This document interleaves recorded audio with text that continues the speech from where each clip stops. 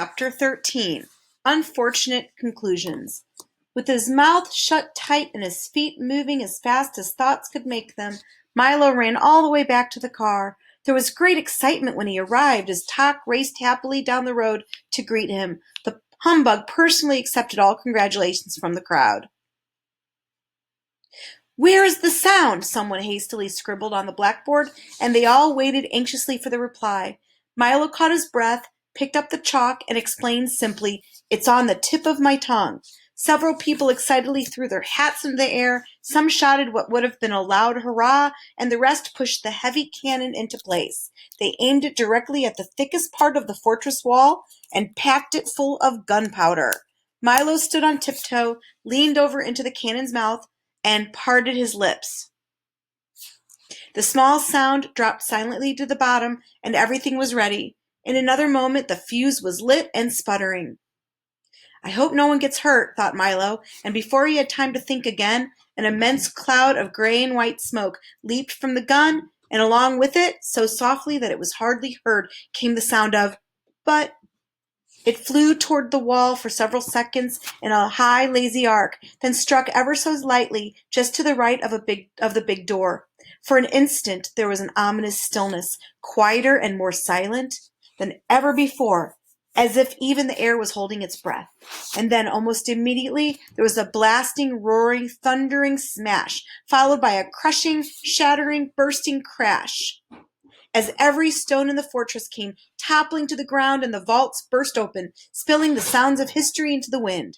Every sound that had ever been uttered or made, from way back to when there were none to way up when there were too many, came hurtling out of the debris in a way that sounded as though everyone in the world was laughing, whistling, shouting, crying, singing, whispering, humming, screaming, coughing, and sneezing, all at the same time. There were bits of old speeches floating about, as well as recited lessons, gunshots from old wars, baby cries, auto horns, waterfalls, electric fans, galloping horses, and a great deal of everything else. For a while there was total and deafening confusion, and then, almost as quickly as they'd come, all the old sounds disappeared over the hill in search of their new freedom, and things were normal again. The people quickly went about their busy, talkative business, and as the smoke and dust cleared, only Milo, Tock, and the humbug noticed the soundkeeper sitting disconsolately on a pile of rubble. "I'm terribly sorry," said Milo sympathetically, as the three of them went to console her. "But we had to do it," added Tock, sniffing around the ruins. "What a terrible mess," observed the humbug, with his knack for saying exactly the wrong thing. The soundkeeper looked around with an expression of unrelieved sadness on her unhappy face. "It will take years to collect all these sounds again," she sobbed, "and even longer to put them back in proper order.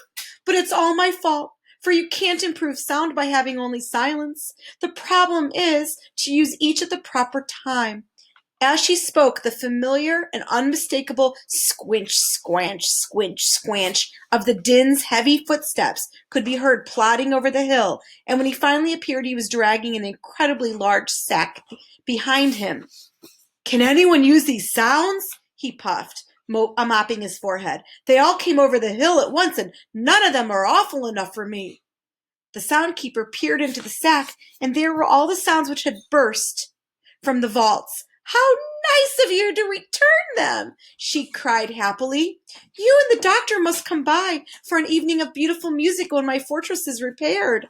The thought of it so horrified the Din that he excused himself immediately and dashed off down the road in a great panic. "I hope I haven't offended him," she said with some concern. "He only likes unpleasant sounds," volunteered Tock. "Oh, yes," she sighed. "I keep forgetting that. Many people do. But I suppose they are necessary, for you'd never really know how pleasant one was unless you knew how unpleasant it wasn't." She paused for a moment, then continued, "If only Rhyme and Reason were here, I'm sure things would improve. That's why we're going to rescue them," said Milo proudly. "What a long, hard journey that will be. You'll need some nourishment," she cried, handing Milo a small brown package, neatly wrapped and tied with string. "Now remember, they're not for eating but for listening, because you'll often be hungry for sounds as well as food. Hear our street noises at night, train whistles a long way off, dry leaves burning, busy department stores, crunching toast, creaking bed springs, and of course all kinds of laughter. There's a little of each, and in the far-off lonely places I think you'll be glad to have them.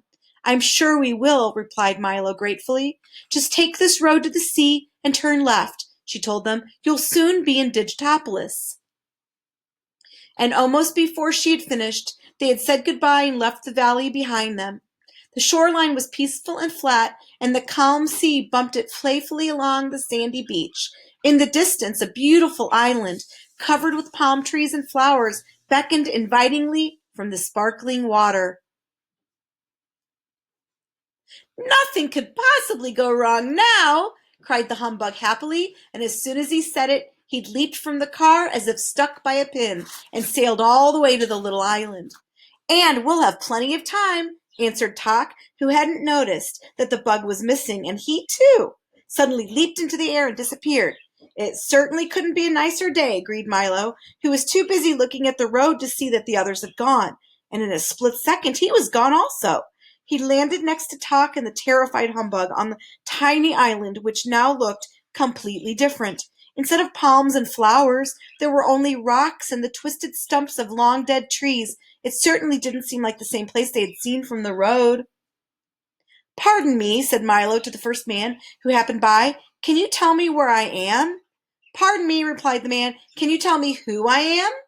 The man was dressed in a shaggy tweed jacket and knickers with long woolen stockings and a cap that had a peak, both front and back, and he seemed as confused as could be. You must know who you are, said Milo impatiently. You must know where you are, he replied with equal annoyance. Oh dear, this is going to be difficult, Milo whispered to Tok. I wonder if we can help him. They conferred for a few minutes, and then finally the bug looked up and said, Can you describe yourself? Yes, indeed, the man replied happily. I'm as tall as can be, and he grew straight up until all that could be seen of him were his shoes and stockings. And I'm as short as can be, and he shrank down to the size of a pebble. I'm as generous as can be, he said, handing each of them a large red apple.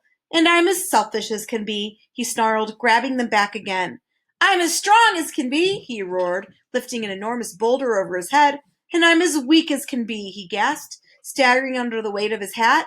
I'm as smart as can be, he remarked in 12 different languages. And I'm as stupid as can be, he admitted, putting both feet in one shoe. I'm as graceful as can be, he hummed, balancing on one toe. And I'm as clumsy as can be, he cried, sticking his thumb in his eye. I'm as fast as can be, he announced, running around the island, twice in no time at all.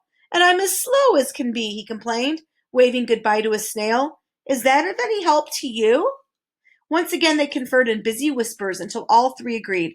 It's really very simple, said the humbug, twirling his cane. If everything you say is true, added Tok, then without a doubt, Milo concluded brightly, you must be Canby. Of course, yes, of course, the man shouted. Why didn't I think of that? I'm as happy as can be. Then he quickly sat down, put his head in his hands and sighed, but I'm also as sad as can be. Now, will you tell me where we are? Asked Tok as he looked around the desolate island. To be sure, said Canby. You're on the island of conclusions. Make yourself at home. You're apt to be here for some time. But how do we get here? Asked Milo, who was still a bit puzzled by being there at all. You jumped, of course, exclaimed Canby. That's the way most people get here. It's really quite simple. Every time you decide something without having a good reason, you jump to conclusions whether you like it or not. It's such an easy trip to make that I've been here hundreds of times. But this is such an unpleasant-looking place, Milo remarked. Yes, that's true, admitted Canby. It does look much better from a distance. As he spoke, at least 8 or 9 more people sailed onto the island from every direction possible. Well, I'm going to jump right back, announced the humbug, who took 2 or 3 practice bends, leaped as far as he could, and landed in a heap, 2 feet away. That won't do at all, scolded Canby, helping him to his feet. You can never jump away from conclusions. Getting back is not so easy. That's why we're so terribly crowded here.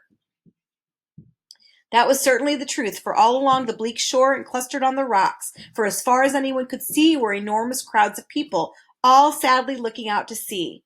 Isn't there even a boat? Asked Milo, anxious to get on with his trip. Oh no, replied Canby, shaking his head. The only way back is to swim, and that's a very long and a very hard way. I don't like to get wet, moaned the unhappy bug, and he shuddered at the thought. Neither do they, said Canby sadly. That's what keeps them here. But I wouldn't worry too much about it, for you can swim all day in the sea of knowledge and still come out completely dry. Most people do. But you must excuse me now. I have to greet the new arrivals. As you know, I'm as friendly as can be. Over the humbug's strenuous objections, Milo and Tok decided to swim, and protesting loudly, the bug was dragged along with them towards the sea. Canby hurried off to answer more questions, and the last thing he was heard to say was, "Pardon me, can you tell me who I am?" They swam and swam and swam for what seemed like hours, and only Tok's firm encouragement kept Milo struggling through the icy water. At last they reached the shore, thoroughly exhausted and, except for the bug, completely soaked. That wasn't bad at all, the humbug said, straightening his tie and brushing himself off. I must visit there again.